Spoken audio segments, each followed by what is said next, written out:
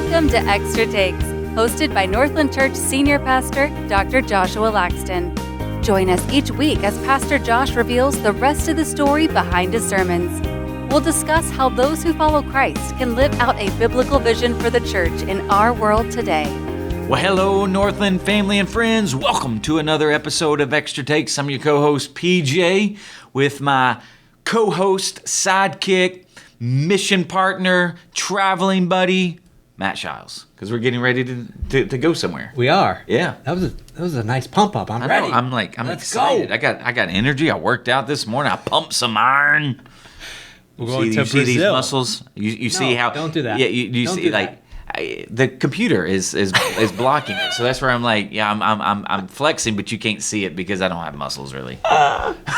So don't do that. I'm like hiding it. I'm hiding my muscles. This reminds me of, I played football in high school, and when you would take I learned this from my brother, when you would take a picture with the team, you would put your arms crossed and you would use your hands to push out to make your muscles look bigger.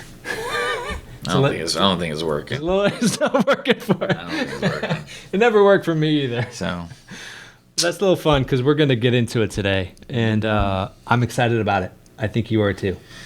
yeah, it's a lot. Yeah. So this is How to Lose Your Family in 10 Easy Ways. And this week, week 3, is fail to read the instruction manual. That's a very easy way. And surprise, surprise, we were in Genesis 1 and 2. Yeah, so going back to the series earlier this year, I knew where I was going in the fall. But this is part of where, when you look at Genesis 1 and 2, there's so much there. There's so much. I mean, that's where I could I could almost literally spend probably a year just diving into the depths and the perspectives of what you actually learn in Genesis. Like, so when you read Genesis 2:15, that God put Adam in the garden to work it and to take care of it, to guard it. Again, there's so many different, not interpretations, but so many different takeaways from what God's doing with Adam. Because again, that's where you see work and meaningful work. But that's also where you see, okay, the husband. And I mean, so there's so many things. That's where I'm like, all right, I'm not going to spend a lot of time here because I'm going to go back to it in the fall. And so now you see what I was, because who knew that there was so much there just for a husband and wife? Well, you had even spent several weeks on Genesis 1 and 2. And there's even more. There's even more. There's even more. Who knows when you'll ever exhaust it. Probably never. So let's look at the overview. We'll look at these principles. Every week we have a negative principle and then a positive principle. The positive principle kind of serves as the main point. So the negative principle is, if you want to lose your family, fail to read the instruction manual.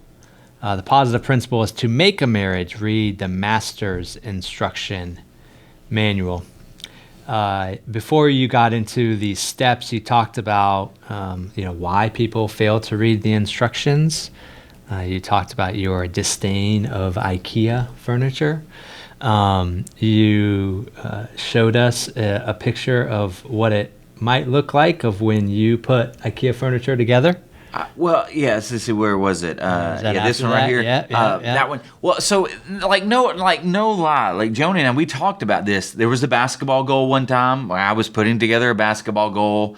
I did not put the bolt right, and so it did not line up. And I'm trying to make it fit, and Joni's like, "Don't ruin it, because it'll break it." Don't ruin it. Like this is, we spent good money on this. Like that's what she's telling me. And there was another toy that we were trying to put together on that Christmas Eve, and and Joni's like, "You didn't tell them why you stopped." And I'm like, I know, but here's the reason why I actually stopped is because Joni has taken that upon herself. Because she doesn't mind reading the instructions and doing it right the first time. I've ruined so many things. That's funny, because when you said you stopped, it made it sound like you had been sanctified to the level. I just don't do it anymore. So Joni's like, you didn't tell everybody like what you do now. That you don't do it. I don't do it. Good for you. Good for Joni. Well, and then that led to this bug assault gun, which I think the orange gave it away that it wasn't an actual rifle or assault rifle. So if you're watching this on YouTube, I'm using the slides. We're trying something new today. But right here, I actually put a black line because it had like bug assault on there. So I'm like, I needed to file it down like illegal, like an illegal thing people do with a gun, file the serial number down. So because I wanted to see like how many people have really, could they really? Now you could tell if you zoom in on this, you actually see bugs on this. Oh, that's funny. But I wanted to see who really knew what this gun was. Well, you drew that connection between this gun and marriage. And man, you made that turn pretty quickly of all of us that we're having fun, we're talking about bug assault, and all of a sudden you're just like dropping truth bombs on us, man. And it was just so profound. I mean, let me read this for us. You said, people think they know what a marriage is, and it isn't. What goes into a marriage really doesn't. What they think the purpose of the marriage is really isn't the purpose. So they enter into the marriage and wing it. Oh my goodness. That really resonates with me, just this idea of, I think it's so easy in our busy, fast-paced culture just to wing so much of life. I think that's been kind of a common theme for us through the years. It says because they don't know what it is, don't really know what needs to go into it and what the purpose is. And that's where you said when you don't know what something is and you don't read the instruction manual and you're trying to figure out, there's a tendency to break it. Yeah. That's what we do with marriage. We ended up breaking it. Yeah. And we end up disposing of it. And that was such a poignant way to launch us into this heavy and emotional week. Yeah. Well, and that's where I like when you're looking at trying, because I'm like, there's so much there, but I need to set it up because I do believe how many people have failed to read the instruction manual only to break something and go, I've got to throw it away and go get something. I got to go get a new one. Yeah. I'm done. I've done it. It's a thing. And when you look at marriages today, and especially like even first-time marriages, 41% of them end in a divorce. So 4 out of 10 marriages end in a divorce. So at some point, something breaks. Something breaks down in that marriage for them to dispose. When I say dispose of it, some people always go, that's a hard word. Well, that's what you're dissolving a marriage. Yeah. So therefore, you're disposing of that, and then at some point, you're probably more than likely going to get married again. And so you're going to go get something new. Now we'll learn a few weeks down the road is like you got to if that's going to happen, like you got to think about some things, but that's where I needed to start with this because I mean I was at a hotel this past Friday and I'm trying to fix something, like that's in the bathroom, and I'm like, I don't even know how to do it, but I'm like, if I keep fiddling around with it, I'm going to break it because I don't know what I'm doing. I know it needs to be fixed. I know it's not working, and so that's what happens in marriage. We fiddle around because we haven't read, we don't even know where to get the instructions. And that's another thing that I wanted to say, but again, I didn't have the time. But I said, when it gets to this point where you have the tendency that it's now breaking, that you're breaking it, when it almost gets to this point, or when it gets to this point, that's when couples read a blog, an article, a book, or they go to a conference, or they go see a counselor and a therapist. But here's the caution, though. Is do the people that you're going to, the person who's wrote the book, the person who's done the blog, or the person who's putting on the conference, or the counselor that you're seeing, do they know what marriage is? Because what they might be doing, they might be trying to solve the symptom and not actually going to the root, because that's what our culture, we're really good. Our culture is really good at putting Band-Aids on things and giving you a pill for a symptom rather than let's dig down to the root to see what are the root causes of this being broken. So anyways, I didn't get to that part, but I mean, that's when you get to that part, and that's why I think this series is so important for the church, is that, okay, I do believe that the church is hungry. I think people are, man, they're so hungry. Like, just tell me, man. Even if I'm satisfied in my marriage, I want to make sure I'm doing it right. Yeah. And then there are a lot of people that are dissatisfied, that they're frustrated, that they feel like they are failing. They feel like they're floundering, and so they're like, all right. And so this is part of where I'm not going to tell you what I think. I'm going to tell you what the Bible says, and I'm going to try. And here's the thing: I'm going to try to package it in a way that literally makes sense to you. I'm going to try to take this is my, this is why I put it in a job description. Is I'm going to try to take what we see in Scripture, but how can I communicate it? What's the medium by which I can communicate biblical truth in a way that you're like, oh my gosh, I've never thought about it that way before. And that's huge because now I can give you so I'm trying to do the work to give people handles so that they go, okay, perfect. But I think everybody, that's part of the handle of a toy gun is if you didn't know what you were doing, you could actually break it. Yeah. Because you could find that little spout and you're thinking, I don't know what so here's that spout again. These pellets, yeah. The spout's up here, so it's the salt viewing window. So you put table salt in here, and if you didn't have the instruction manual, you would not know. And so you're like, do I put BBs in here? Yeah. Do I put Nerf bullets in here? Yeah. So if you put it in there, it's not going to work.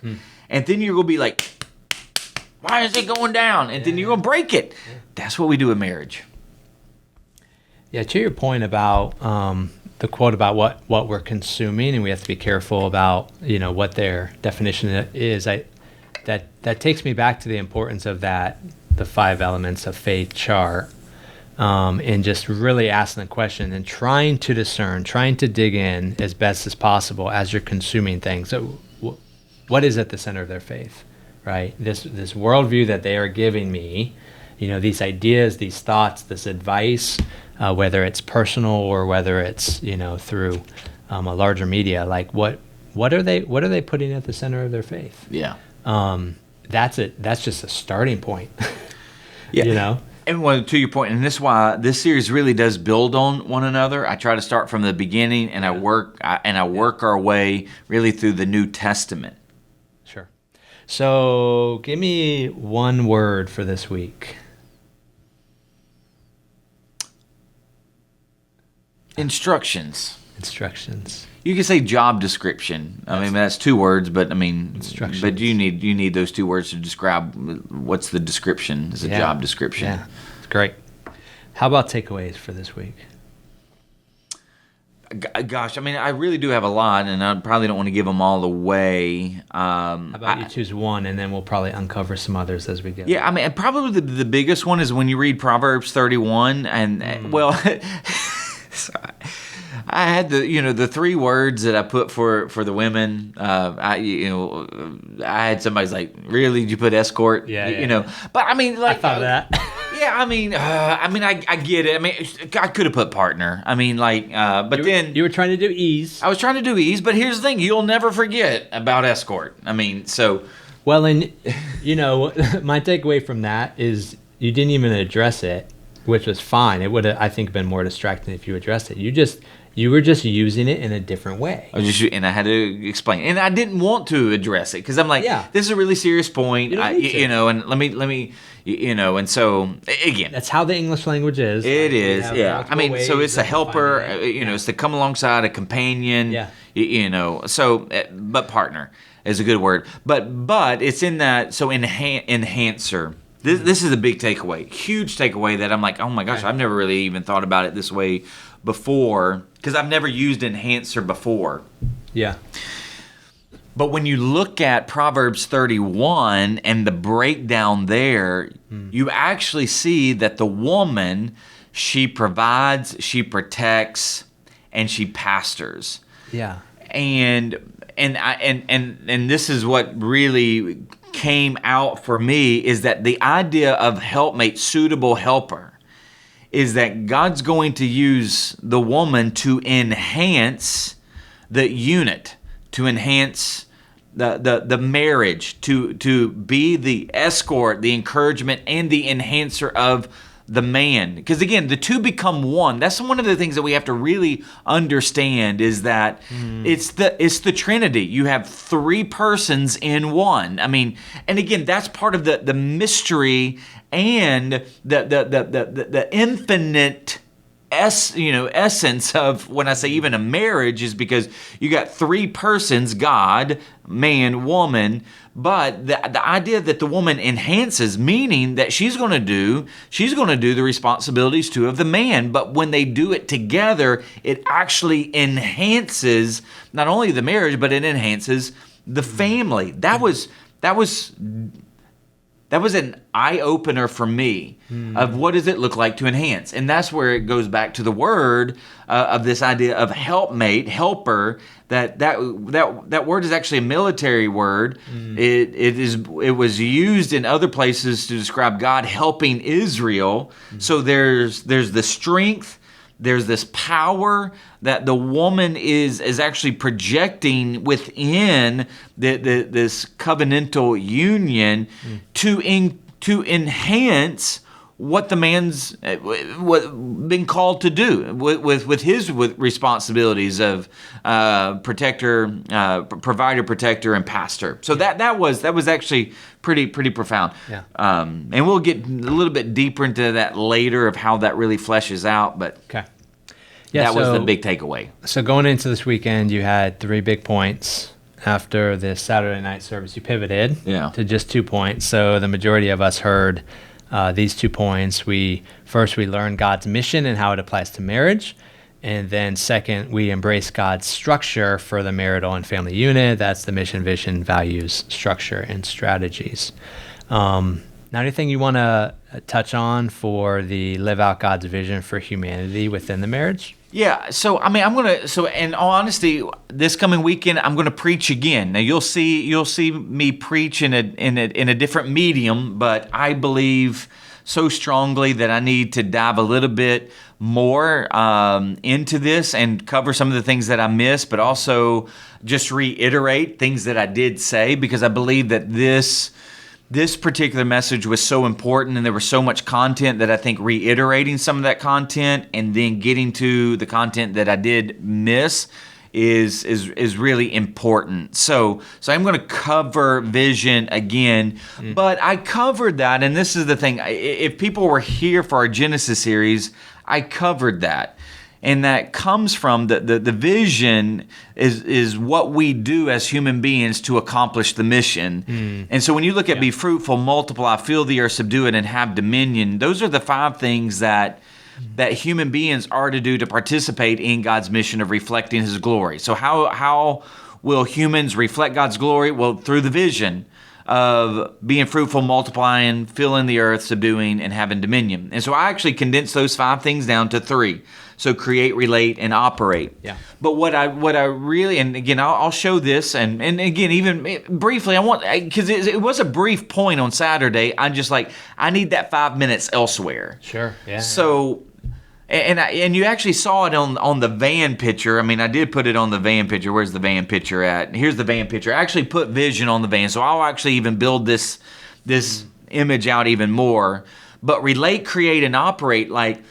So that vision is supposed to be originally and basically fleshed out in the marriage.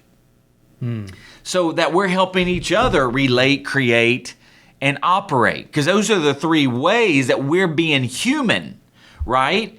And then you have actual other responsibilities, another role and responsibility, and a list of responsibilities, particularly with the husband and the wife. So when you look at relate, create, and operate, listen, there's certain ways that you ought to relate. There's certain ways that you ought to approach work. There's certain ways that you ought to, live and steward everything that you have under the lordship of Christ. But in the marriage, you're making sure that you're doing that.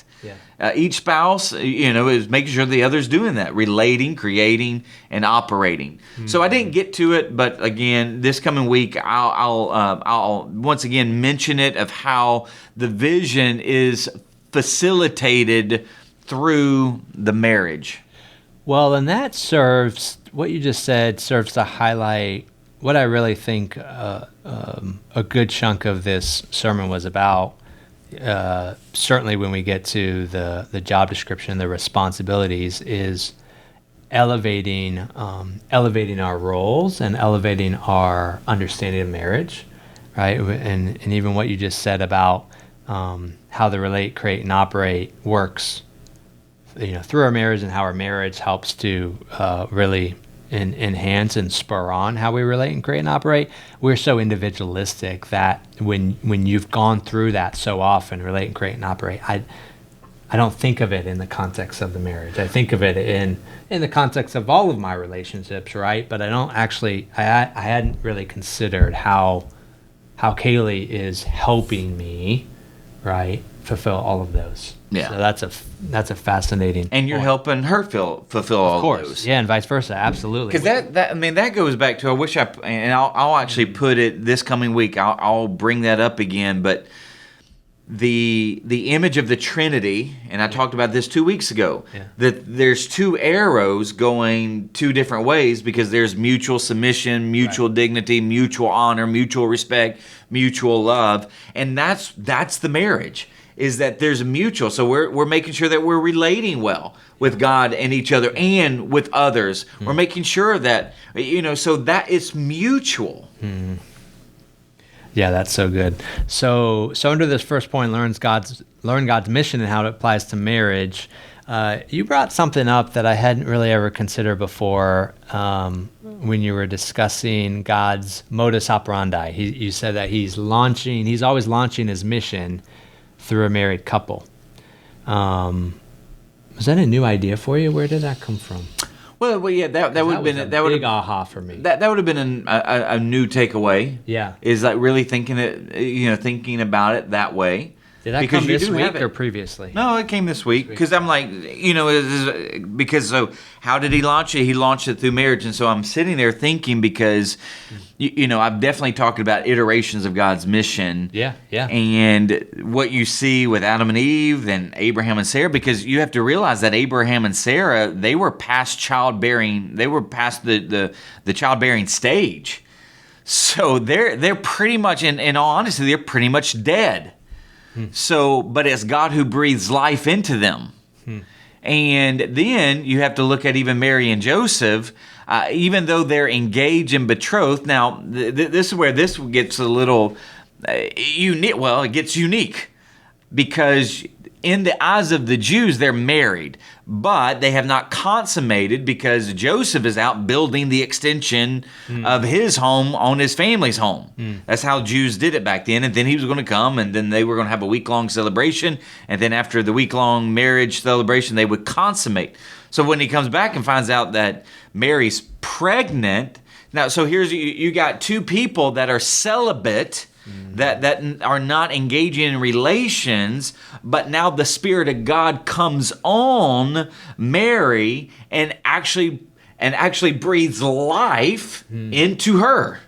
Breathes the Son of God. So in both of those marriages, you have something very similar to what happened at the very beginning. You have Adam laid there, he's formed, he lays there life, lets God breathe life into him. Then God causes a deep sleep on Adam and actually takes a rib, and from that non-breathing rib, he's fashioning woman, breathes life into her, and then the two become one. And so you have God actually breathing life into these married couples so that his mission might be extended in the world.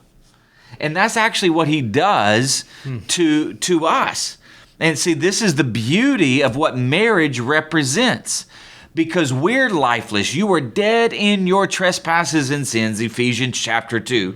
But God, who is rich in mercy, because of the great love for which he had for us, he made us alive in Christ Jesus. And so now we were dead, but now in Jesus we are alive, and we are now united with Jesus in a marriage that we have now been grafted and integrated into his church, which the New Testament talks about is his bride. And so now we are a living being, part of the organism of the church by which Jesus is married to, and now we're extending his mission in the world. but it's the microcosm, it's the micro marital unit that actually is the most basic unit by which that truth is supposed to be lived out. So if we didn't know the importance of marriage prior, I think this gives us an elevated understanding of why marriage is such a battleground, why it's under attack in a myriad of ways, right? I mean, you talk about all the different ways that marriage is under attack. What you're just describing really highlights why. Yeah. Well, and then we'll get to this in the series. But what did Satan attack? He attacked the role and responsibilities. So he goes after Eve first. So he doesn't go after Adam because Adam is the head. He's the one responsible. So what Satan does, he actually circumvents God's design, attacks the woman to actually see how well Adam is going to fulfill his role and responsibilities. He was to guard it and to keep the garden. Well, obviously, he's not doing a really good job at guarding the garden. And then he's supposed to be the pastor of the family. He's not really doing a good job pastoring the family. And so since the very beginning, the marriage under God's kingdom has been under attack, because if you can attack the marriage, you can thwart the mission. Yeah, well, and I got a and actually had a portion like I'll say. Here's something again I didn't get to. I don't know if I'll even say it this week, but here's what I said. It was supposed to be at the very end, and I basically said, all right. So this is why. If you have a parental generation who does not fulfill their roles and responsibilities, they will not train up their children to carry on the mission, and thus the witness of God's people will decline and wane in the world. So basically, if the marriages fail to live up to their roles and responsibilities, then mission wanes in the world. That's why if you can attack the mission, if you can attack the marriage, you can thwart the mission. Yeah, that's heavy. That is so heavy. Oh, well, let's look at, before we get into the job descriptions for each, the men and the women, because there's a lot there, I want to look at the way you describe the Trinity. I think this was so very good. You talked about the roles. So before you got into man and woman's roles, you got into the different roles that the Father, Son, and Holy Spirit serve in creation, in salvation, and in sanctification. We have a lot to talk about for each of those, but specifically for sanctification, a big aha for me. I mean, it has been described that our three enemies in this world is the world itself, Satan, and the flesh. What I'd never put together before was the way you tied each one of the three members of the Trinity, who is directly, thwarting, combating each of those three enemies. They have the responsibility to ward off the world, the flesh, and the devil. My mind was just blown. I had never heard it described that way. I had never seen it connected in that way. Yeah, and I knew I had to do that because I could tell people all day that, hey, in teams, you got different roles and different responsibilities, and organizations and the organizational chart, you got different roles and responsibilities, and so that would be a practical thing. Yeah. But here's the thing. We're not going to be driven. I mean, this is the thing. Theology drives practice. Practice does not drive theology. And so I knew I needed to spend time just developing this. And I went through it fairly quick, which is why, if you're not familiar with any of the things, you might be like, what in the world? But if you're familiar with the Trinity, and then I just point these things out, then I'm building my case to what I'm about to tell you when it comes to a man and a woman. And I'll tell you what, this section more than any other, as I was writing notes and as I was doing it this morning, I rewound this. I went back 10 or 12 times. because I'm just like, and paused it, and I'm just need to like digest this more, and I still feel like I just still scratched the surface. But man, it's just so beautiful to see the way, because we talk about the mystery of the Trinity in the way that they interact, but you gave us some really specific ways they interact, and some really helpful handles. So thanks for that. Yeah. And one of the things too that you see, and again, this is part of the mutual submission element, is God the Father sends God the Son. Yeah. God the Son sends God the Holy Spirit. Yeah. So you have the, and again, for finite people who are not within the infinite realm of God's mind. Like, I know it can get somewhat confusing when I'm talking about the Trinity as separate people. Right. But that's why we say three distinct persons in one, is that there's the Godhead, but he is revealing himself in three different persons. And that's where the Bible really does teach that it is a mystery. And that's part of the marriage element, is that the marriage is really the only thing really on planet Earth by which you can, in some sense, even describe the Trinity.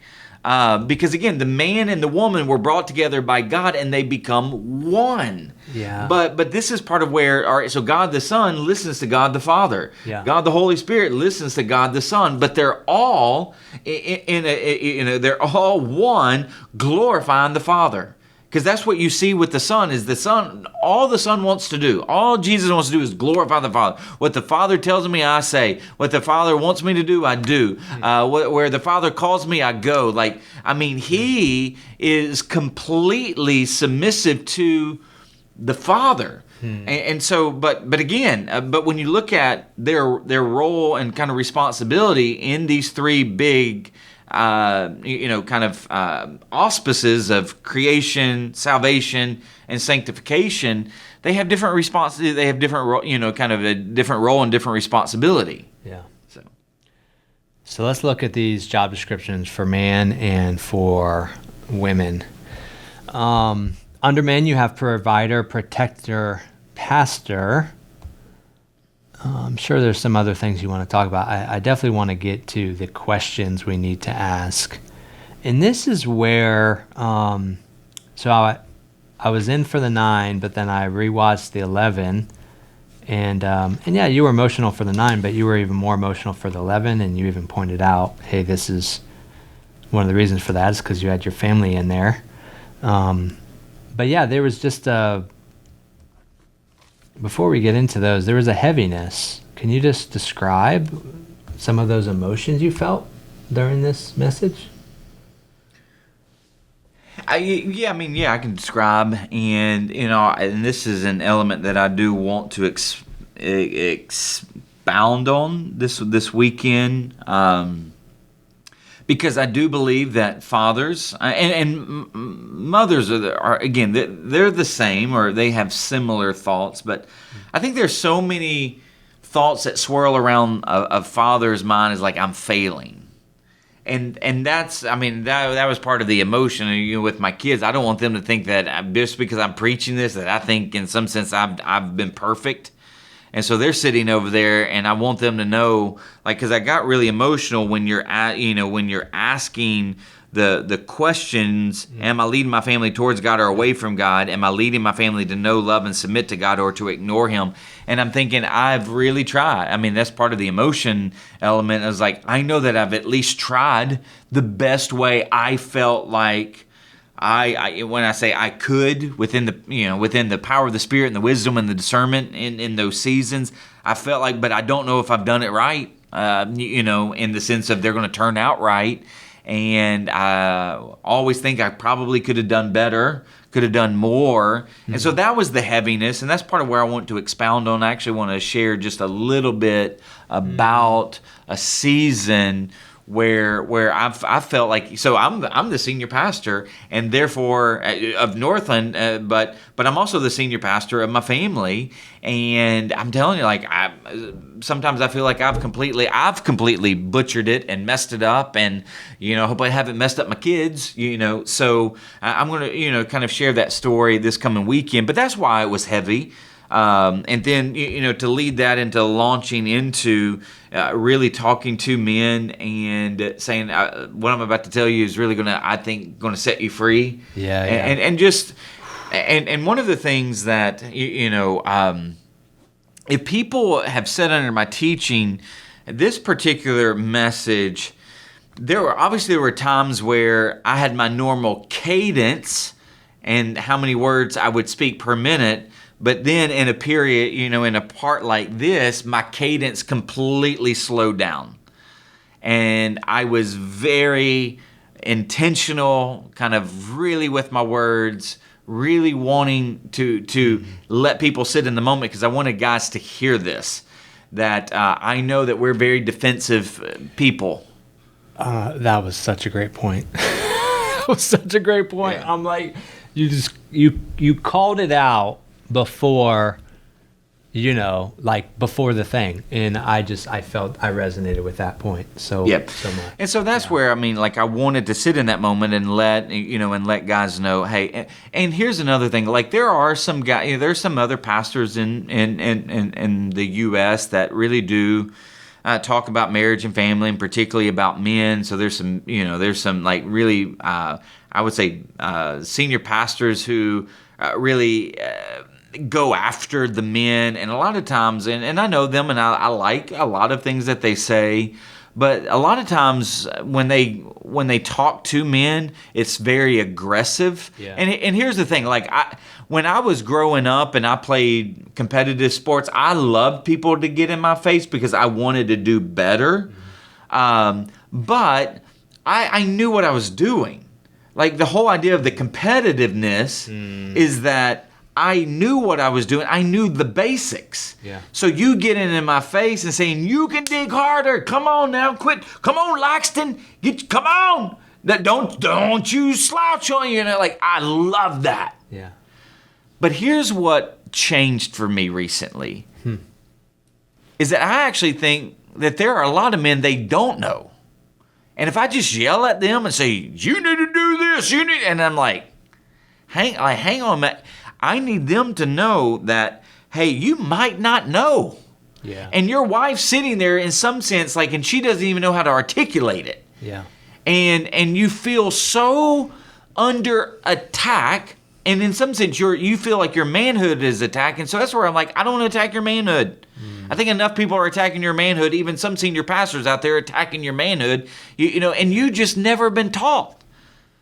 And so what I wanted to do, I wanted to change my tone. And that's part of that. That was part of that moment to go, hey, and again, this is where I said, like, if you don't know how to do this job, now I do believe that the onus is on you to learn, but I'm not going to beat you up because you've never even thought to even ask. That felt like a great challenging point. Yeah. Because you challenged us, but in a way that wasn't condemning. Yeah. And it was like, well, if you don't know, it's on you to figure it out. Right. It is, yeah. I mean, it's kind of like, and that's why I like using the job description. Yeah. So if you're working at a job and you don't know, but you want to keep your job, you better find out. But that's where I want people to know, and this is part of the series too, at some point, like, you need to embed yourself in a community, a Christian, Christ-centered community who's going to actually help you know, to equip the people to do the work of the ministry. And part of the work of the ministry is you fulfilling your role and responsibilities as a husband or as a wife. That's so we want to equip you to do the work of the ministry. And I really do believe that overall the church has done a really poor job at truly equipping the family. And I want you to know, I want us here at Northland, that's what we're talking about. Like, we're piloting this FamCon, and it's not just going to be a one and done, but we're piloting it to see what's the best way that we can train our families. And then we also want to, and we talked about it even this morning in our senior staff meeting is that we want to make sure that we're targeting the singles too. And so I might even be busting off and doing some stuff with the singles through FamCon too, because we actually want you to be equipped because you are part of a family, whether you know it or not, and that you have a role and responsibility. You have a role and you have responsibilities within that family. And so I want to make sure that you also are being developed and equipped as well. So, yeah, and when you elevated and challenged and said, "Hey, you need to figure it out," you then paired that with, "These are the things that could set you free." Yeah. Which I thought was really, really important. Let me just read this because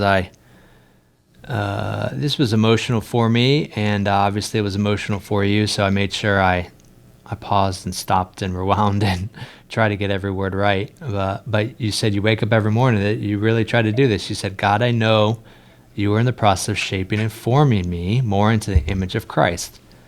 There is so much more I need to learn. Will you teach me everything I need to know? There's a lot I need to know about being a godly husband." And then the second is, "You are fearfully and wonderfully made by the Creator. You are loved by Him. He loves you today just as much as He did yesterday and as He will tomorrow. In Him you have been perfected, and regardless of your imperfections, He embraces you as His own." Woo!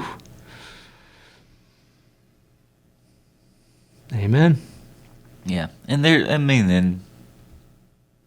two sides, and that's the two sides of the same coin.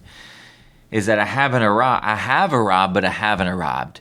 In Jesus, I have arrived, but also in Jesus, I am arriving. And that's where, so salvation is broken down into three segments: justification, sanctification, glorification. And so that's why you are loved today just as much as you will be loved. He cannot love you anymore, and you are justified in Him because the blood has covered all of our unrighteousness. We have been reconciled to the Father. So this is where we have actually been made perfect in God's eyes through Jesus. But it's in sanctification where we are being shaped and formed. We are being sanctified more into the image and likeness of Jesus. So that's why I'll never run to shame, knowing that I need to improve. I already know I need to improve.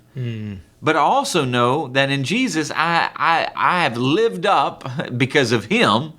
He has lived up for me to the standard that God has wanted me to meet. And so that's where it's the two sides of the same life, which then takes all of the pressure off, where I can wake up going, listen, my wife's not going to offend me. The preacher ain't going to offend me when he says I have a job description that I might not know about, or that I know about, but I can really do better. I'm not going to immediately retreat into shame. I'm going to immediately retreat into Jesus, going, okay, you've covered my shame. Now help me. So think about it in the crisis standpoint, because we've talked about crisis. So I'm going to get out of the basement knowing that Jesus, He has saved me, that He doesn't condemn me, that I'm not shamed by Him. And so I'm going to immediately get into the workroom and let Him work on me through the power of the Spirit. Because there are things that I can improve on. There are ways that I can love my wife better. There's ways that I can pastor my family, my children better. And so I'm just going to approach every day like, hey, listen, if today's the day that you want me to learn how I could dig just a little bit deeper and sacrifice and be the one who gives myself up for my wife and gives myself up for my kids, then man, I want to learn. Yeah. That's great. So let's look at the women's job description. We had these three big categories: escort, encourager, and enhancer. You had already talked about Proverbs 31, and that being one of your big takeaways. What else under these three do you want to clarify or talk about? All right. So,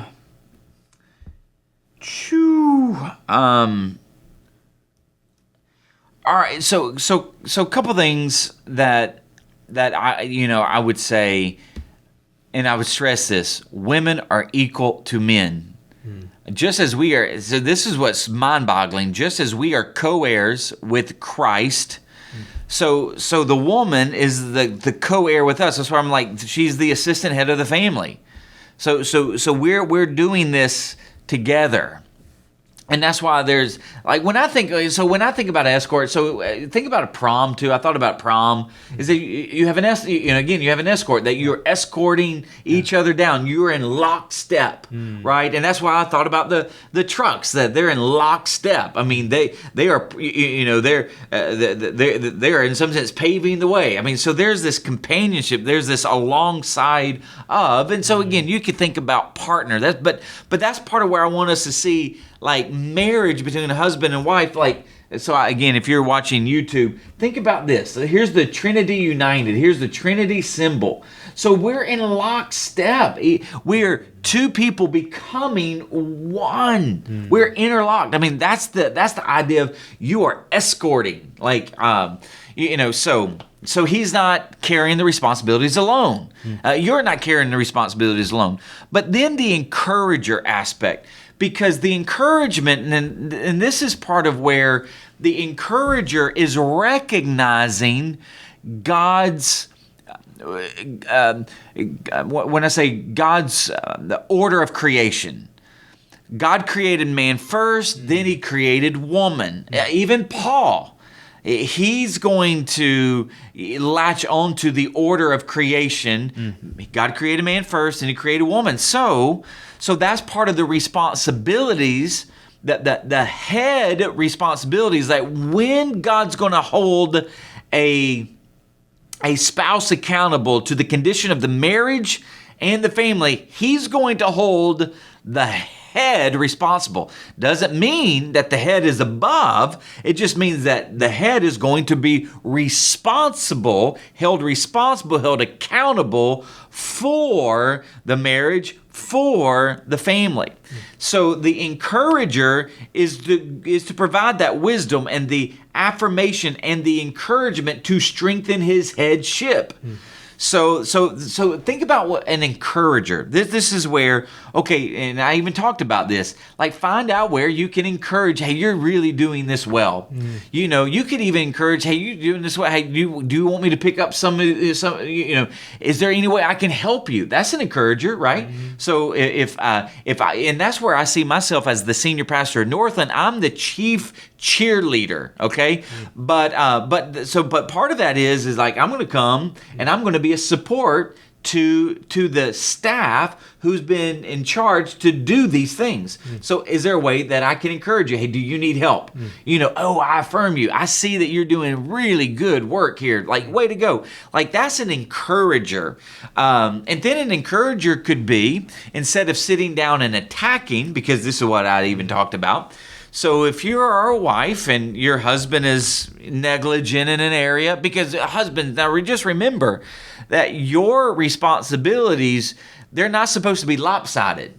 It's not supposed to be a third, and a third. Like, you're supposed to be doing, like, they're your responsibilities.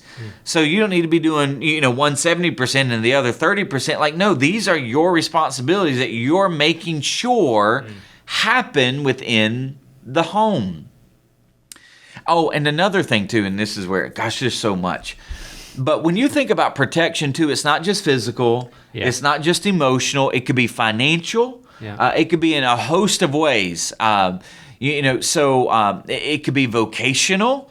Like, you are protecting, making sure that the whole human being entrusted to your leadership is whole, okay? So you're protecting the whole person, okay? But the encourager, so the wife, you're going to come and you're going to affirm where the husband's doing well, where you feel like you can help your husband. Again, you want to encourage, and again, that's part of the enhancement too. And then where your husband could grow, you're not going to attack, you're going to see how you can actually verbalize, hey babe, I see you provide extremely well for our family, but there are times where you do not where I feel as though you don't create a safe place emotionally or for feedback. And it makes me feel, now again, this is what it makes you feel. This is what I learned in counseling. Because when you say it makes me feel, you're not attacking. Because if you said, you make me feel blank, like now you're like you. But if you say, when you respond, I feel attacked. Now, again, what you're saying is I feel, I'm not saying that you're doing it. I'm saying I feel this way, right? And so this is where you're going to have to learn. This is where counseling could help, coaching could help. This is why we have counseling here. We have Sparks Marriage to help, kind of really more of a coaching thing around here for married couples. So you might need to be coached in how you can approach your husband a little bit better if he's slacking on something. But I feel attacked when you become defense, I feel attacked when you respond a certain way. And so that's just where you're not saying that he's attacking, you feel attacked. And then that gives him a way to go, I don't mean to do that. And so another way, and I did mention this in one of the service, just say, hey, what do you think are ways that you are protecting us? And then, because when you're asking, again, you don't ask in an attacking manner. Just say, "Hey, babe, I really would love to have a honest conversation on, hey, how do you feel like you're doing when it comes to protecting us holistically? Hey, have you ever thought about ways that you can maybe improve?" And if he's like, "Well, no, hey, do you mind if I share some things of how it would help me and maybe even the children feel?" That's a conversation. And here's what I would say about any of those kind of conversations. They're very messy. And they're very hard because those are serious conversations. Those are conversations where you got to work at them. And then even after the conversations, you got to work on whatever the conversation was about. Yeah. So now, vice versa. Maybe you're a husband and you don't really feel supported, because you could say partner, support, enhancer. So maybe you don't feel supported. Maybe you don't feel encouraged. And so maybe you need to sit down with your wife and go, babe, I just, sometimes I just feel like I'm failing. And, where do you see that I'm doing well, and where do you see that I could improve? And then you could even say, if you want her to do more, is like, I really would feel, it would really help me out if you could affirm what you do see.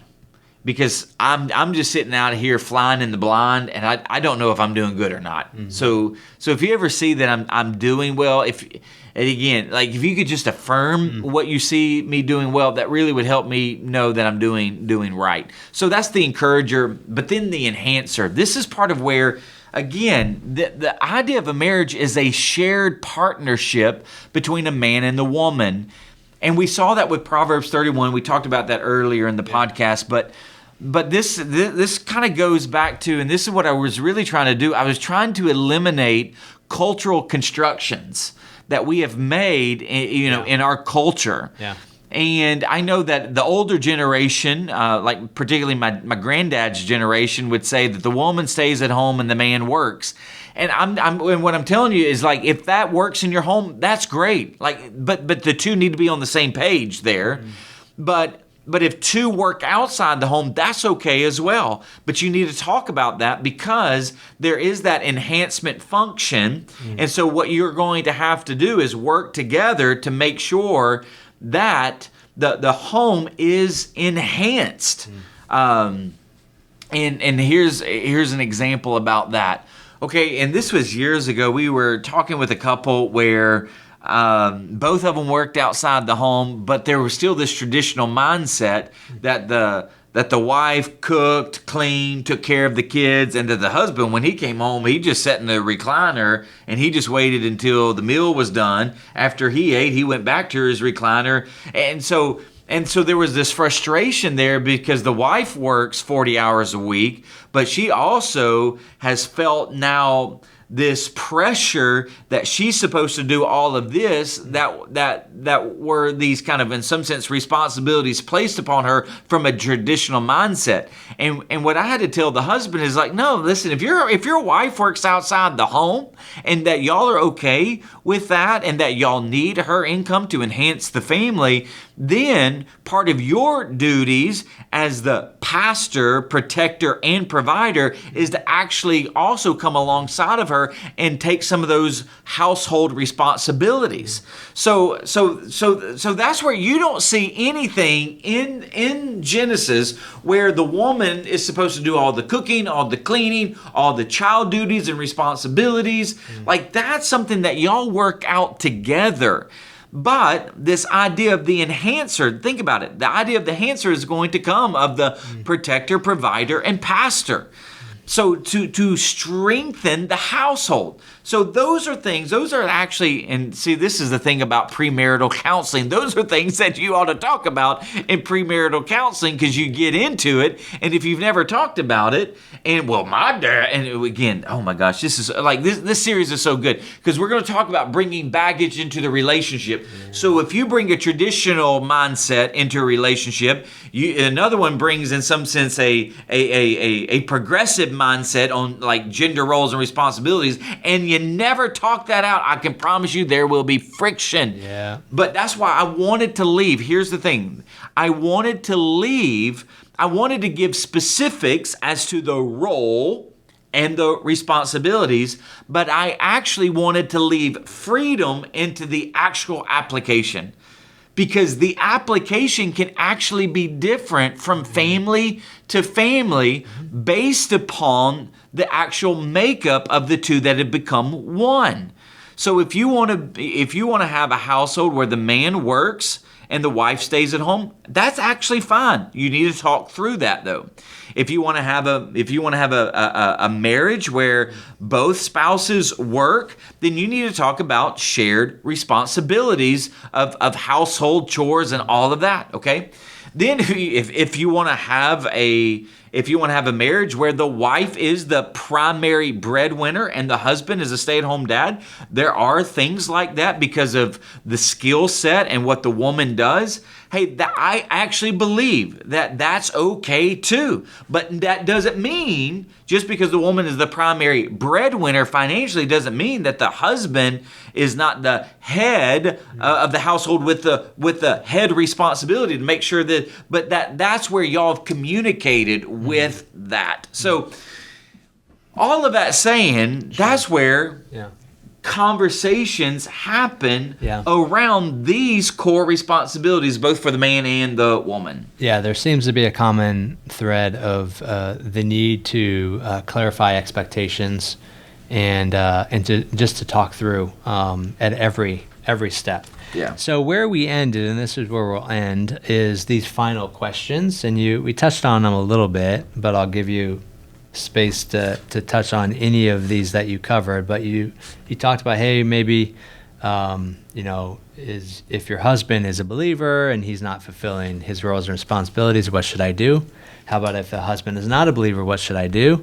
How about single moms? What should I do? How about single dads? What do I do? And then finally, as someone who is single, how does this pertain to me? Why did you want to spend time at the end going through and answering some of those questions for each of those specific situations? I really do believe that, again, we have all these people sitting out there and they're having these questions because, again, this is part of where, all right, so this is where I did have some specific application. Mm-hmm. So I didn't have specific application for how you work through these particular things. Yeah. I had more specific application for higher level questions. Yeah. Because that's where I'm able to tackle, particularly in that message. And so I know that there are a lot of women, because, here's what we have learned over the last... you could, I'm definitely at least the last 50 years. Women in the church, there's been a higher percentage of women in the church who actually pick up the leadership of the church, and a lower percentage of men who attend church and actually who serve in the church. That's actually just been researched. You know. So I know that there are a lot of women out there that they have more of this when I say attachment, convictional Christianity. The church means a lot to me. Jesus means a lot to me, and my husband just kind of rolls with it. And so he would be what we would call a classified nominal believer. Like, hey, he'll come to church some, he'll listen, might even participate in a life group, but he's not really serving. And so you have these husbands that in some sense, some are dragged to church and some just kind of come to church because, I'm going, but they're not the ones driving the boat. Yeah. So that's where I wanted to talk to them. Yeah. Talk to the wives out there that they're the ones really driving the boat. Hey, and so here's some, words of encouragement, and here's just some things that you might want to do.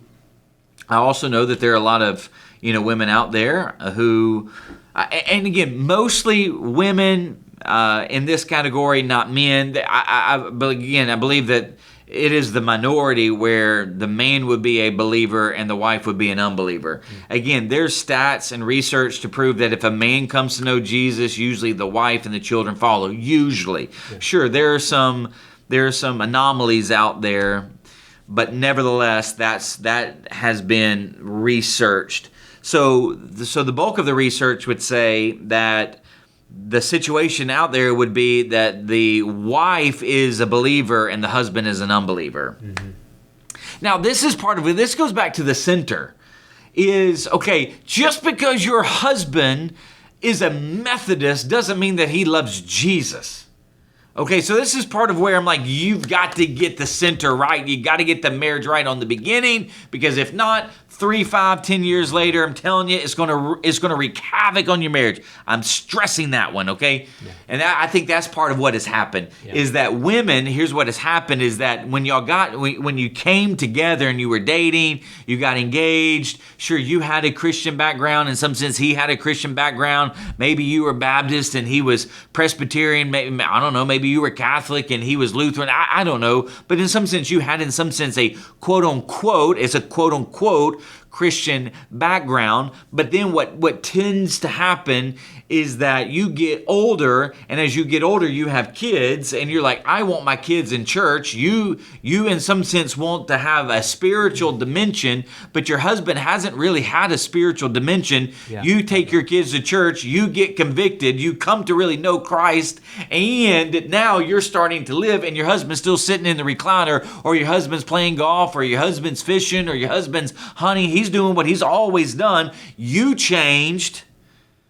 And so he hasn't. And so that's usually, again, that is the typical situation of why that comes about. Typical, okay? Again, sure, there are anomalies and there are other unique situations out there, but that's the typical situation. Mm-hmm. So I needed to speak to you, women. And here's the thing, and I didn't even get into this. This is part of where, all right, so if you start doing things like, so maybe your husband doesn't want you to be as involved in church as you are. Mm-hmm. And I'm telling you, this is where, and I even put it here this way. I put it in my notes right here. I'm reading it. Things get real messy and complicated with an unequally yoked marriage. Yeah. Because you are supposed to live when I say a convictional, passionate life for King Jesus, where it will look like you hate your spouse. That's what Jesus says, right? So if your husband, who is a non-believer, wants you to start pulling back your believing duties as a Christian to serve the church, I'm going to tell you that's going to bring up some conflict. And this is part of where I'm suggesting, from a biblical standpoint, is that Jesus is your king, not your husband. And this is part of the Ephesians 5. Is that wives, and so let's look at this. So wives, submit to your own husbands as you do to the Lord, For your husband is the head of the wife, as Christ is head of the church's body. Now the church submits to Christ. Also, wives should submit to their husbands in everything. So there is this principle that the husband, who's part of the church, should be submitting to Christ. So if he's not submitting to Christ, there's going to be some problems at some point, probably. So this is where I'm saying you submit to your husband as best you can, because maybe there are some things what we would call as common grace, that he's providing well, maybe he's protecting well, but he can't pastor well. So you're going to have to take up that slack. But at some point, if his unbelief ever infringes upon your belief, then Jesus supersedes your husband. Yeah. Okay, so that will actually cause conflict, which is why in 1 Corinthians chapter 7, Paul's going to talk to the spouse who's believing and say, if you have an unbelieving spouse and they want to leave you, let them leave. Now that's messy. But then when they leave and that marriage is dissolved, you are free. Now I'm telling you, I know, again, that's messy, that's complicated.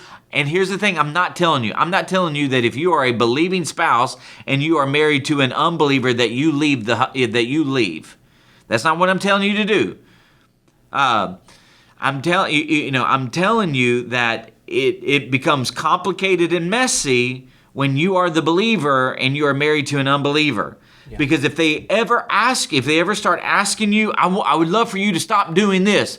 You need to stop going to church. Well, I'm telling you, like, based upon the word, you can't do that. And so now we have an issue.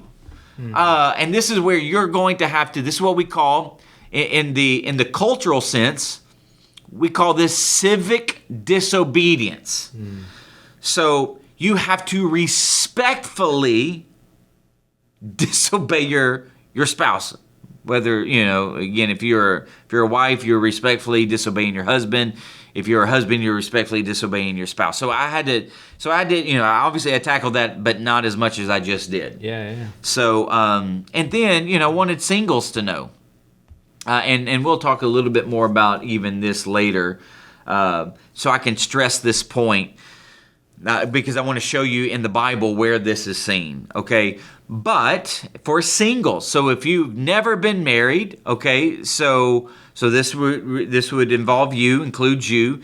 If you are a single mom, this includes you. Single dad, somebody really appreciated me including single dads because they usually don't get included. Yeah. And then this is divorcees, widows, and widowers. Okay, so this is I've got to stress this. The church is for you what the marriage is for the spouse. The church is for you what the marriage is for the spouse. Yeah. And this is part of where Northland wants to actually be that, okay, so we're going to play the role. Here's where, especially if you are a single parent. So we want to play the role ultimately of the wife. So even if you are a single mom, you are playing the role of provider, protector, pastor. So what we want to do is we want to come and play the role of the escort, the encourager, and the enhancer. So same thing for single dads. Okay, so you're playing, you're already playing the role of a single dad. We want to come and play the role of the wife. Okay, so this is where, if you can help us, so if you're a single mom, and it's one of the things I love about Life Hope Moms, we are serving and ministering in that program to almost about 20 to 30 single moms at a time. So even in our Life Hope Moms, but we know that there are other single moms that aren't in that program. If you can tell us how we can best support you, that would help, because if you're part of Northland, you're part of the community, the faith community here, we want to be those three things: escort, encourager, and enhancer. So tell us.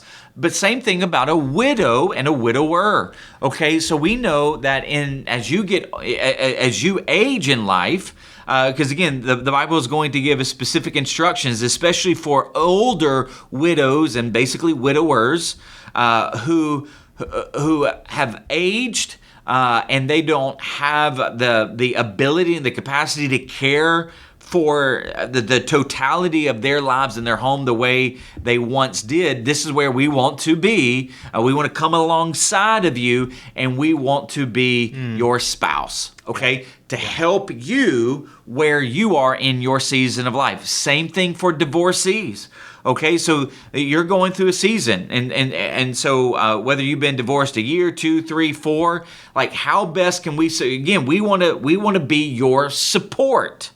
Okay, so think about it this way: we want to be your support, your partner in life, whereas for married couples and families, we want to be your supplement for life. I need to write that down. So Matt will write that, because that's really good there. Okay, because again, this is where I told the family units, I told the husbands, like, do not, and I think it was just one service I said this to, do not subcontract out your responsibilities to me or anybody else. Like, so what we want to do for families, for marriages, we want to be a supplemental tool. Now, for singles, here's what we want to be. We actually want to be a support mechanism. And so there is a little bit of a distinction there. Yeah. So obviously we're supporting the families too, but in a supplemental way, because we want you to be leading the family as well, and then we will supplement. We will equip you. We'll train you. We'll do all that. Yeah. But you don't need as much, when I say help, support, encouragement, enhancement, as a single might. Yeah. Particularly a single mom, a single dad, a widow, a widower, and even a divorcee. So that's a help there for you. So let the church be for you, if you're single in any of those categories, what the marriage is to the spouse. That's so good. Well done. It's a great week. Yes. All right. So tune in this coming week. So I'm going to go deeper, because I actually had an open week. So I'll actually be in Brazil with Matt. So I'll be preaching at a missions conference. And so I'm actually, it's going to be unique, but I feel like this is what the Lord's calling us to do, because I really feel like I need to drill down on some things, and then even give the children's job description. So we'll be talking all about that this coming week. As we continue our series, How to Lose Your Family in 10 Easy Ways, we'll just do, in some sense, a part 2 that will continue the discussion from this past week, and then we'll jump into that following week. We'll jump into the 4th way that people lose their families, and then how they can actually protect and build and make a marriage go the distance according to God's design. I always want to preface it by that, because I'm not saying that worldly marriages don't go the distance. Yeah. I'm just saying, if you want to build a marriage according to God's design that actually goes the distance, this is what you need to do. So with that, this has been a long podcast too. But with that, Northland family and friends, thank you so much for tuning in to another episode of Extra Takes. Blessings. Thanks for listening to Extra Takes. Be sure to follow us on Spotify and Apple Podcasts so you won't miss a single episode.